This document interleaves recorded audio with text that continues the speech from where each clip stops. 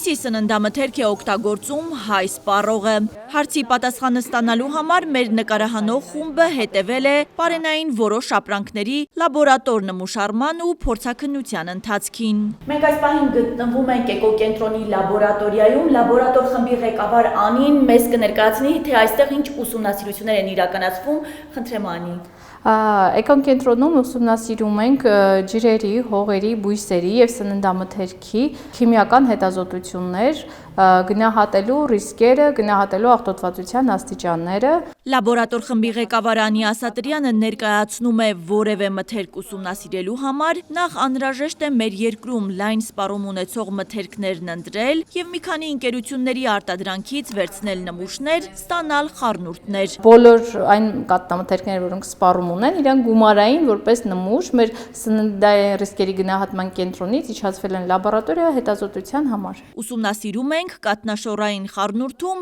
ծանր մետաղների առկայությունը։ Մենք ունենք ոչ համասեռ, բայց խառնված նմուշներ, դրա համար մենք առաջի հերթին պետք է համասեռ նմուշ ստանանք, որ ճիշտ լինի մեր ընդհանուր նմուշի քանակը, որը պետք է անալիզի համար։ Եվ առաջի հերթին բլենդերում ենք և համասեռ զանգված ենք ստանում։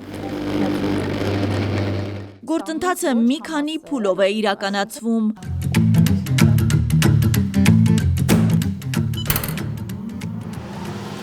Նմուշները պետք է հանենք քայքայիչի միջից, ֆիլտրենք և հետագա ICP-OS սարքի միջոցով որոշենք ծանր մետաղների պարունակությունը։ Կաթնաշոռային խառնուրդում մասնագետը խախտումներ չարձանագրեց։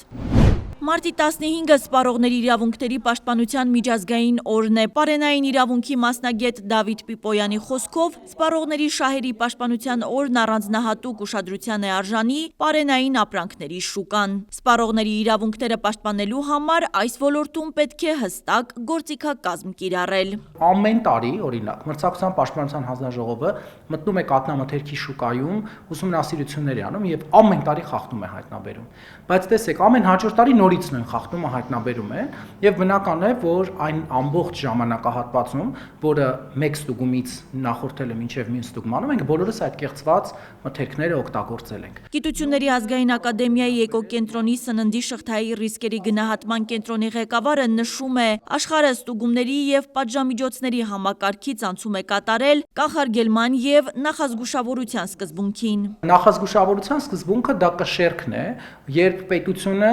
հավասարակշռում է բիզնեսի շահը եւ սպառողի շահը։ Եվրոպական միությունում, օրինակ, օրենսդրորեն հստակ ամրագրված է, որ առավել է սպառողի շահի պաշտպանությունը, բայց Միացյալ Նահանգներում, որտեղ որ շատ դարձյալ զարգացած երկիր է, բալանսը ապահովում է հավասարակշռությունը։ Հայաստանում ցավոք սրտի տարիներ շարունակ ոտնահարվում է սպառողի շահը եւ անընդհատ ուրեմն նախապատվությունը տրվում է բիզնես շահին, որովհետեւ բիզնեսը Հայաստանում լուծում է նաեւ սոցիալական խնդիրներ։ Պարենային իրավունքի փորձագետը վստահեցնում է սննդամթերքի անվտանգության խնդիրների վերաբերյալ դեռ 15 տարի առաջ է կարծիք արտահայտել։ Ինչպես խոսում էի, որ Հայաստանում արգելված անասնաբուժական դեղամիջոցներ են կիրառվում, առ այսօր մեր խնդիրը կա։ Ինչպես խոսում էի, որ վտանգի վերլուծության եւ հսման կրիտիկական կետեր համակարգը չի ներդրվում, չի վերահսկվում տնտեսվարողների կողմից, նույն խնդիրը, այսինքն 15 տարվա ընթացքում ինստիտուցիոնալ ինչ խնդիր ունենք, բոլոր խնդիրները նույնությամբ ունենք։ Անհարկի գնաճը նույնպես սպառողի իրավունքների ոտնահարում է, ասում է Պիպոյանը։ Պետությունը խնդիրները լուծելու համար քաղաքական կամք չի դրսևորում։ Ավելին, ոչ միայն չի որդեգրում քաղաքական կամք, այլ նաև մեր բողոքարկման ինստիտուտը, փոխհատուցման ինստիտուտը այնպիսի բյուրոկրատական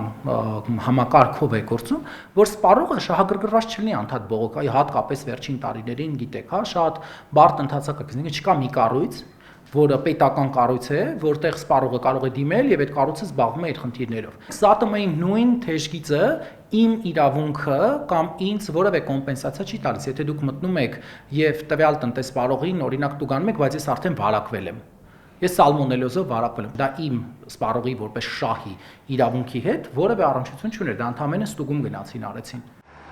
Սպառողների իրավունքները Հայաստանի Հանրապետության կառավարության ուշադրության կենտրոնում են, հայտարարել է վարչապետ Նիկոլ Փաշինյանն ու ընդգծել, Հայաստանում թվային մոդուլ է ներդրվում, որտեղ քաղաքացին կարող է իրավունքների պաշտպանության համար դիմել առցանց, այսինքն առանց տնից դուրս գալու։ Պիպոյանը ցավով է նշում, Հայաստանում արտադրողները միմյանց հետ մրցում են ոչ թե որակի, այլև գնի համար, հետևաբար գնային մրցակցությունը բերում է ապրանքների կեղծման, ավելի էժան բաղադրիչների կիրառման։ Միջազգային փորձն է օրինակ բերում, որակյալ ապրանքներին տրվում է հատուկ պայմանանշան։ Դե գնացել եք խանութ եւ զեյթունի ձեթի վրա այս նշանը չտեսնեք, ուրեմն իմացեք, որ ինքը կեղծ է։ Հասմիկ Ֆահրադյան, Բեն Անտոնյան, Արմալուր։